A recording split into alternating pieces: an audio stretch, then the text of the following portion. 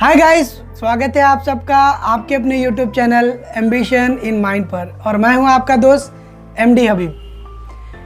So guys, जैसे कि आप जानते हैं मैं एक स्टोरी टेलर हूं इस चैनल पर, और मैं आपके सामने कुछ ऐसे ही इंटरेस्टिंग स्टोरीज और रियल लाइफ एग्जांपल्स प्रेजेंट करूंगा, जिससे आप मोटिवेट और इंस्पायर होकर अपनी लाइफ में इसको अप्लाई कर सकते हैं। फ्रेंड्स, सो आज हम कुछ ऐसे ही थीम के ऊपर कुछ स्टोरीज प्रेजेंट करेंगे, जिसकी ना ही हमारी सिर्फ सोसाइटी में बल्कि सारी दुनिया में इसकी बहुत ज़्यादा ज़रूरत है। सो फ्रेंड्स, रेस्पेक्ट के कई सारे डायमेंशंस होते हैं। सपोज़ पेरेंट्स अपने बच्चों को पढ़ाते हैं, अच्छे से लिखाते हैं और कुछ काबिल बनाते हैं, लेकिन वही बच्चे बड़े होकर क्या करते हैं? अपने पेरेंट्स को रिस्पेक्ट नहीं करते हैं। अगर वो गुस्सा करते हैं तो बहुत जल्दी गुस्सा हो जाते हैं उनके ऊपर। और आजकल तो ये हद हो गई है, अपने जो पेरेंट्स जो अपने को बड़ा किए हैं और अपने को जो परवरिश किए हैं, अच्छा पढ़ाए लिखाए, हमारी हर ज़रूरत पूरी करे, उनको क्या कर रहे हैं आजकल के लोग? Old age home. आजकल जो नया निकला है ओल्ड एज होम में डाल रहे हैं। सो फ्रेंड्स, मैं आपको एक स्टोरी सुनाता हूँ, छोटी सी है, ज़्यादा बड़े टाइम नहीं लूँगा। सो आज की एक स्टोरी है जो कि मेरी पर्सनल एक्सपीरियंस रहा, जो कि मैं रिसेंटली एक ओल्ड एज होम में गया था। मेरे फ्रेंड की बर्थडे थी तो हम लोग गए थे वहाँ पर सेलिब्रेट करने। तो वहाँ पर मैं ऑब्वियसली लाइफ में फ़र्स्ट टाइम गया हूँ फ्रेंड्स, और मैं बताता हूँ ना कि वहाँ पर जो मैंने देखा वो मेरे दिल को बहुत ही ज़्यादा हर्ट किया, जिसकी वजह से मुझे ये टॉपिक चूज़ करना पड़ा आपके सामने लाने के लिए। क्योंकि मैं जब ओल्ड एज होम गया हूँ, वहाँ पर बहुत सारे ऐसे लोग हैं, ऐसे लेडीज़ हैं जो बहुत एज के हैं और उनको इस उम्र में एक छोटे बच्चे की तरह केयरिंग की ज़रूरत है, लेकिन वो लोग को ओल्ड एज होम में डाल दिया गया है। मैंने पूछा, एक लेडी से पूछा जो कि नॉर्मल 60 to 75 एज के थे, उनसे पूछा कि क्या हुआ था। तो वो लेडीज़ लिटरली रो रही थी, एकदम रोकर अपने बेटे से। मैंने पूछा कोई मर गया? घर वाले कोई नहीं है? वो बोल रही है कि मेरे 2 बेटे हैं, दोनों भी बहुत अच्छी पोस्ट पे है और मेरे बहुत सारे पोतरे हैं। तो मैंने पूछा कि आप यहाँ क्या कर रही हो?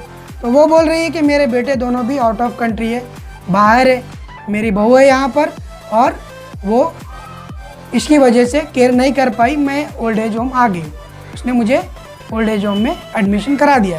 वो लोग आते हैं और साल में एक बार अपनी माँ से मिलते हैं।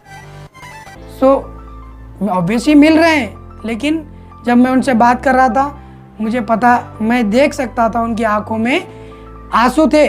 आंसू, ऐसे आंसू कि वो कोई पैसे से, कोई कंफर्ट जोन, कोई किसी चीज़ से नहीं, बल्कि अपनी औलाद से ही उनको वो सुकून मिल सकता था। लेकिन वो ये एज में, जिस एज में उन्होंने अपने बच्चों को अपने सीने से लगाया था, अपने सीने से लगाकर उनको पढ़ाया लिखाया, उनकी हर ज़रूरत को पूरा किया, लेकिन ये एज में उनको ओल्ड एज होम में आना पड़ा। जो साल में एक बार अपने बच्चे आते हैं और मिलकर जाते हैं, क्या साल भर एक बार में मिलने के लिए ही उनको पैदा किया था? साल में एक बार मिलने के लिए ही उनको पाला था? साल में एक बार मिलने के लिए ही उनको पैदा करके उनको काबिल बनाया? नहीं दोस्तों। तो ये एक रेस्पेक्ट ज़रूरी है, क्योंकि respect, give respect, take respect. आज तुम अपने वालिदैन, आज तुम अपने पेरेंट के साथ ये कर रहे हो, लेकिन जान लो आज आप जवान हो, लेकिन आप जब सेम एज पे आओगे उस टाइम आपको पता चलेगा। जो लोग ने अपने पेरेंट्स को ओल्ड एज होम में डाला था, उनके बच्चे भी उनको सेम उसी तरीके से ओल्ड एज होम में डालेंगे। क्यों?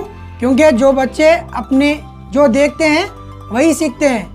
तो उसी तरीके से वो भी क्या करेंगे, अपने पेरेंट्स को एक टाइम पर ओल्ड एज होम में डालेंगे। और यही फैक्ट है, जो बोओगे आप वही पाओगे। तो इसी तरीके से एक और बहुत ही इम्पॉर्टेंट रेस्पेक्ट जिसे करनी होती है, वो है टीचर्स। कौन है टीचर? टीचर वो है जो अपने पेरेंट्स के बाद जिनका सबसे बड़ा मुकाम होता है। आजकल का क्या हाल हो चुका है? आजकल टीचर कॉलेज हो या स्कूल हो, बस एक सब्जेक्ट पढ़ाने वाला इंसान है। स्कूल ख़त्म, टीचर ख़त्म, रेस्पेक्ट ख़त्म। क्या ये सही है? बिल्कुल नहीं, क्योंकि टीचर वो इंसान है जो अपनी नॉलेज आपको शेयर कर रहा है। सपोज़ कीजिएगा किसी ने आपको अगर 100 रुपये दिया है या 1000 रुपये दिया है, वो सिर्फ 100 रुपये बस कुछ दिन के लिए ही रहते हैं, राइट। लेकिन टीचर अपनी नॉलेज दे रहा है आपको, नॉलेज के साथ साथ उसके ज्ञान जो उन्होंने दिया है, वो ज्ञान जो कि आपको कभी भूल नहीं पाओगे, आप हमेशा रहेगा आपके साथ। सो फ्रेंड्स, टीचर की भी इज़्ज़त बहुत इम्पॉर्टेंट फैक्टर है लाइफ का। ये हमारी तरबियत, हमारे पेरेंट्स हमें क्या सिखाए हैं उसको रिफ्लेक्ट करता है। जाइए अपने टीचर्स के पास जाइए, अपने टीचर को विश कीजिए। अगर आप कोई स्कूल में पढ़ रहे हैं या कॉलेज में पढ़ रहे हैं तो रेस्पेक्ट कीजिए, क्योंकि वो रेस्पेक्ट कहीं ना कहीं लाइफ में आपको वापस ज़रूर मिलेगी।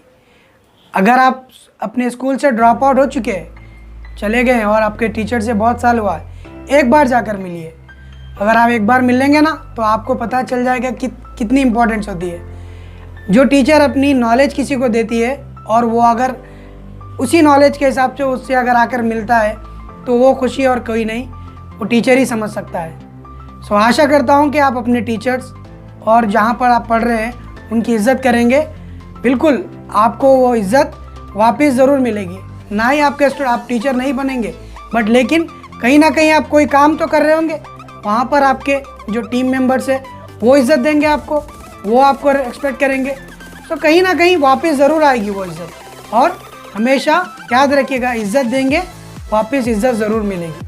Respect, give respect and take respect. So friends, हमने बात किया है टीचर्स का और पेरेंट्स के related. What about others?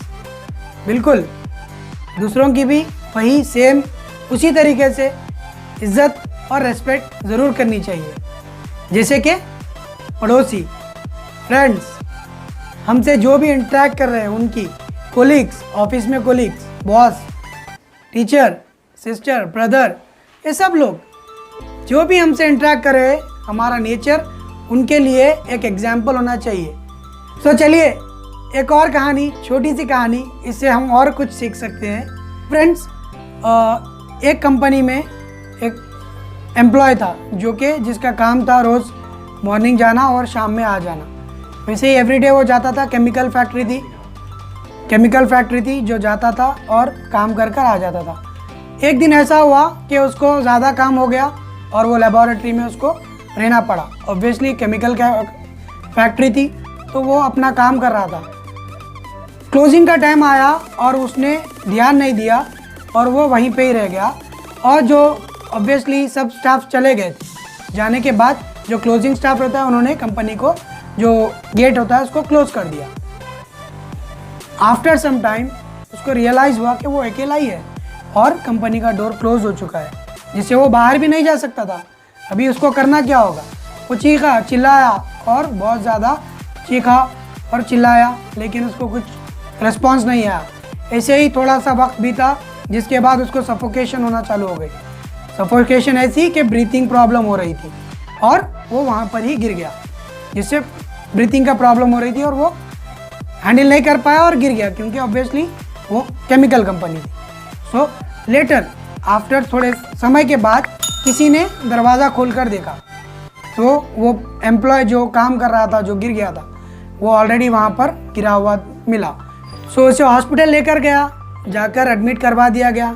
After some time पता चला कि उसे होश आया है। जब उसे पूछा गया तो उसने बताया कि मैं ऐसा अंदर गिर गया था। तब उसने पूछा कि मुझे किसने एडमिट करवाया यहाँ पर। सो बुलाया गया पर्सन को, जो कि कंपनी का वॉचमैन था।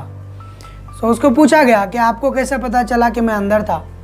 तो वॉचमैन ने बताया, साहब मैं इतने साल से कंपनी में काम कर रहा हूँ, लेकिन बहुत सारे एम्प्लॉयज़ जो मुझे नोटिस भी नहीं करते हैं और अपना काम करते हैं और चले जाते हैं, जिनका मुझे फेस तक याद नहीं है। बहुत सारे एम्प्लॉयज़ आते हैं, लेकिन साहब आप मुझे हर रोज़, आपको याद है ना, आप हर रोज़ मुझे विश करते हैं, गुड मॉर्निंग कहते हैं, जाते वक्त बाय बताते हैं, हाथ बताते हैं और जाते हाथ मिलाते हैं मुझसे।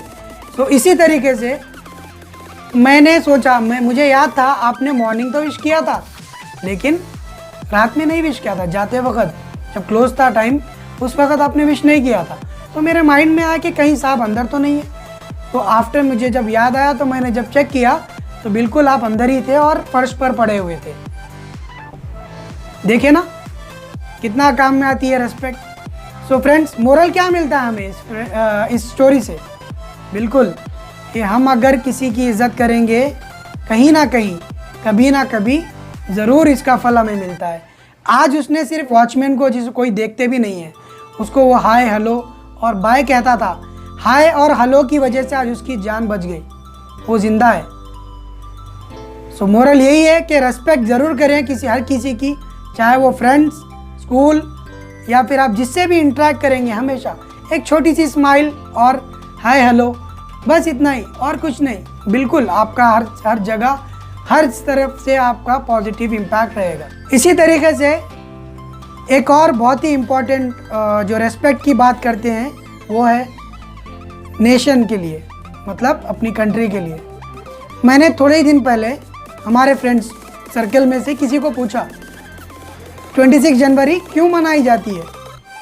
बहुत सारे लोग ने तो जवाब दे दिया, लेकिन थोड़े से थे जिनको पता नहीं था कि वो 26 जनवरी क्यों मनाते हैं।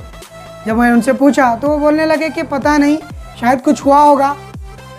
पुराने लोग जो थे हमारे, हिंदुस्तान जब बना था उस टाइम पे कुछ स्पेशल डे था, इसकी वजह से 26 जनवरी मनाते हैं। लेकिन उनको एग्जैक्ट नहीं पता कि क्या हुआ था, हमारी हिस्ट्री के बारे में, हमारे इंडियन कॉन्स्टिट्यूशन के बारे में, कि क्यों 26 जनवरी मनाई जाती है। जब मैंने उनसे बताया 26 जनवरी के दिन कॉन्स्टिट्यूशन का इनॉग्रेशन हुआ था, हमारा कॉन्स्टिट्यूशन कंप्लीट हुआ था, और कॉन्स्टिट्यूशन जब अप्लाई किया गया था 26 जनवरी को स्पेशल डे उस वजह से मनाया जाता है, जिसमें हमें सीख दी जाती है कि हर किसी से इक्वालिटी कैसे रहे, कैसा हम लोगों से, हमारा हुकूक क्या है, मतलब कि हमारे राइट्स, हमारे duties towards our nation obviously. So ये भी हमें बहुत ज़्यादा इम्पॉर्टेंट मैटर करती है, हमें इसे भी बहुत ज़्यादा इम्पॉर्टेंट देनी चाहिए। आजकल देखते जाते हैं आप लोग, आजकल के समय के साथ बहुत सारे हिस्टोरिकल मोमेंटम्स, आप भी जाते होंगे बिल्कुल, राइट? क्या हो रहा है आजकल? चार मीनार, लाल किला, बहुत सारे जहाँ पर हमारी गवर्नमेंट उससे इकोनॉमी गेन कर दी। हमारे जो हिस्टोरिकल कल्चर है उसको रिप्रेजेंट करते हैं हमारी गवर्नमेंट, लेकिन हमारी यूथ क्या कर रही है? वहाँ पर जाकर दीवार पे लिख रही है, कचरा डाल रही है, दीवार पे लिख रही है। उससे क्या होगा? वो भी रेस्पेक्ट नहीं है। तो हमें उसकी भी रेस्पेक्ट ज़रूरी है, उसकी भी रेस्पेक्ट करनी बिल्कुल चाहिए। तो इसी तरीके से नेशन वाइज हम हमारे कॉन्स्टिट्यूशन, हमारे इंडिया को रिप्रेजेंट करते हुए हमारे इंडिया की रेस्पेक्ट करनी चाहिए। ना ही इंडिया बल्कि हर कंट्री की रेस्पेक्ट ज़रूरी है। तो दोस्तों, हमने आज सीखा पेरेंट्स की रेस्पेक्ट, टीचर की रेस्पेक्ट, नेबर्स, फ्रेंड्स और नेशन, इन सब की रेस्पेक्ट बिल्कुल ज़रूरी है और करनी भी चाहिए। अगर हम इसे ही रेस्पेक्ट करते रहेंगे, बिल्कुल हमें भी लाइफ में सक्सेस मिलेगा और बराबर इज्जत भी मिलेगी। पैसा कमाना आसान है, सच में बोलता हूँ कि पैसा कमाना आसान है, कोई भी कमा लेगा, लेकिन इज्जत कमाना वैसे ही बहुत ही मुश्किल है। पैसा एक बार जाएगा तो फिर आ जाएगा, लेकिन इज्जत वापस नहीं आएगी। इज्जत कमानी है। सो फ्रेंड्स, हमें बस यही याद रखना है कि रेस्पेक्ट कितनी इंपॉर्टेंट है और कहाँ पे यूज़ करनी चाहिए। रेस्पेक्ट दीजिएगा और बिल्कुल रेस्पेक्ट मिलेगी, कहीं पर भी खाली नहीं जाएगी। अगर आप किसी गरीब को, किसी जानवर को, किसी को भी आप रेस्पेक्ट करेंगे, उसकी इज्जत देंगे, बराबर कहीं ना कहीं वो वापस आपके पास बिल्कुल ज़रूर आएगी। आशा करता हूँ कि इस वीडियो से कुछ सीखने को मिला होगा। चलिए, आज का हमारा यही टॉपिक था। प्लीज़ अगर आपको वीडियो पसंद आई तो बिल्कुल लाइक कीजिए, चैनल को हमारे सब्सक्राइब कीजिए, और अगर आपके कुछ कमेंट्स है, कुछ आप सजेशन देना चाहते हैं, हमारे कमेंट बॉक्स में आप लिख सकते हैं। Thank you. सो फ्रेंड्स, ऐसे ही इंटरेस्टिंग वीडियोस के लिए प्लीज़ हमारे चैनल को सब्सक्राइब कीजिए, वीडियोस को लाइक कीजिए, वीडियोस को शेयर कीजिए, and don't forget to click the bell icon. Thank you.